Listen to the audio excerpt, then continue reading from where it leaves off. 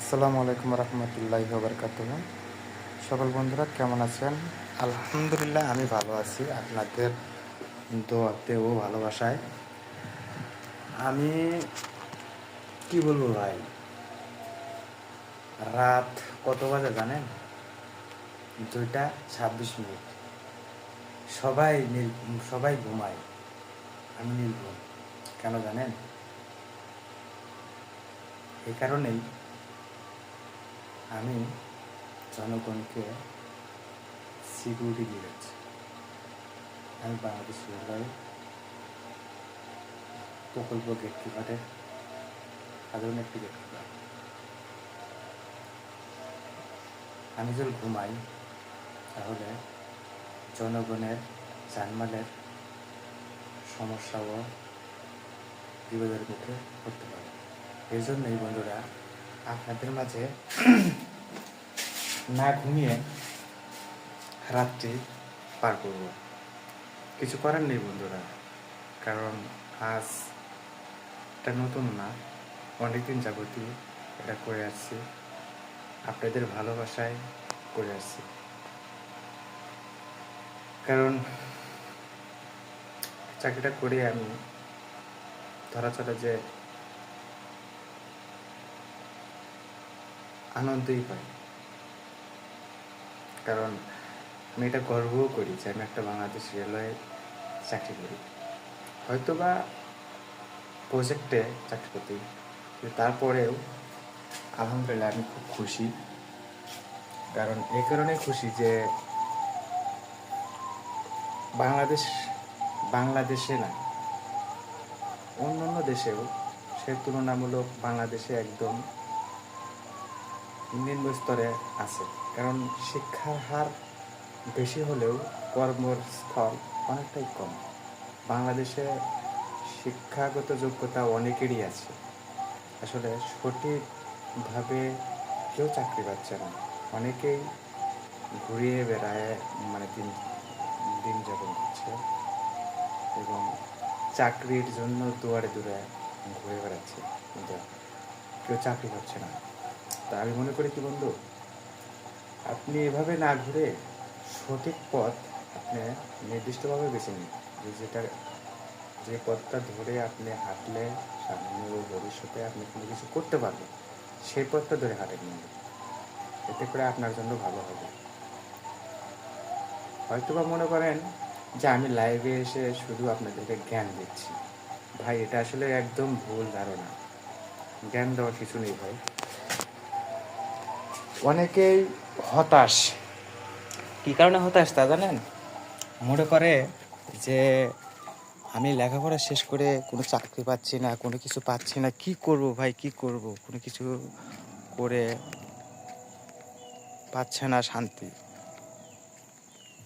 ফ্যামিলির চাপ, বন্ধু বান্ধবের চাপ, পাড়া প্রতিবেশী ও আত্মীয় স্বজনদের মধ্যে নিজেকে ছোট হয়ে থাকা, এগুলার কয়দিন ভাই?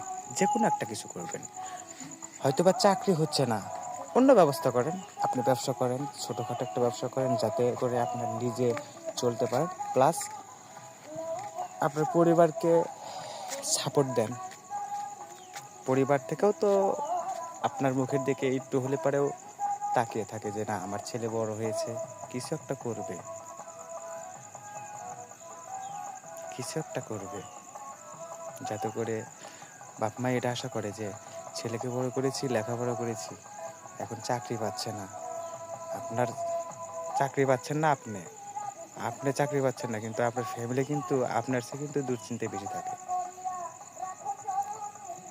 এটা থাকারই কথা ভাই, কারণ এটা হচ্ছে ভাই বাংলাদেশ।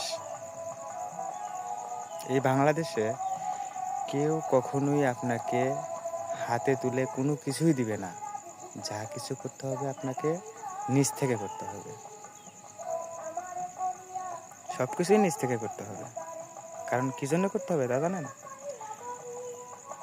নিজ থেকে না করলে ওই যে বললাম না, কেউ কখনোই দিবে না।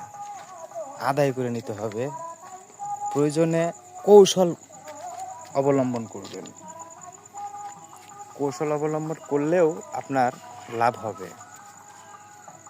এমন একটা কৌশল নেন যে কৌশল নিলে আপনার জন্য বা আপনার ফ্যামিলির জন্য লাভ হবে, সেটা বেছে নেন।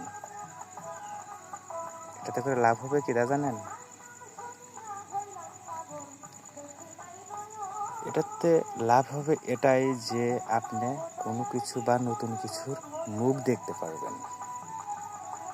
অনেকেই আছে দেখেন আমাদের বাংলাদেশে, অনেকেই আছে মাস্টার্স কমপ্লিট করে বসে আছে, অনেক ছেলে ইন্টার পাস, ডিগ্রি পাস, অনেক ছেলে বসে আছে। ভাই এভাবে বসে থাকেন না। বর্তমান যুগে একটা মানুষের জন্য একটা মাসে সর্বনিম্ন, একটা মানুষের পিছনে সর্বনিম্ন 5 থেকে 7,000 টাকা খরচ হয়। স্বাভাবিক ও সাধারণভাবে চলতে গেলেও 5 থেকে 7,000 টাকা খরচ হয়। তো এই টাকাটা আপনি যদি মানে কর্ম করে যদি আয় করতে না পারেন, সে টাকাটা কিন্তু আপনার ফ্যামিলি থেকে বহন করতে হয়। তো ভাই আপনার ফ্যামিলির দিকে একটু তাকান। ব্যবসা হালাল জিনিস, সেটা ছোট হোক আর বড় হোক। আর কর্ম, আপনি লেখাপড়া করছেন, মাস্টার্স করেছেন, বিসিএস, তাদের তো চাকরি হবেই। এই যে সাধারণ যারা আমরা SSC pass, inter pass, degree pass, আমরা যারা সাধারণ যারা ছাত্রছাত্রীরা আমরা পড়াশোনা শেষ করে বা টাকা পয়সার অভাবে হয়তো বা পড়াশোনা করতে পারছি না, আপনি পার্ট টাইম কোনো কিছু করেন যাতে করে আপনার ভালো কিছু করতে পারেন। কারণ ভাই বসে থাকলে রাজার ভাণ্ডারও শেষ হয়ে যায়, কথায় আছে না? তো ভাই কিছু একটা করেন। ধন্যবাদ সকলকে। আল্লাহ হাফেজ।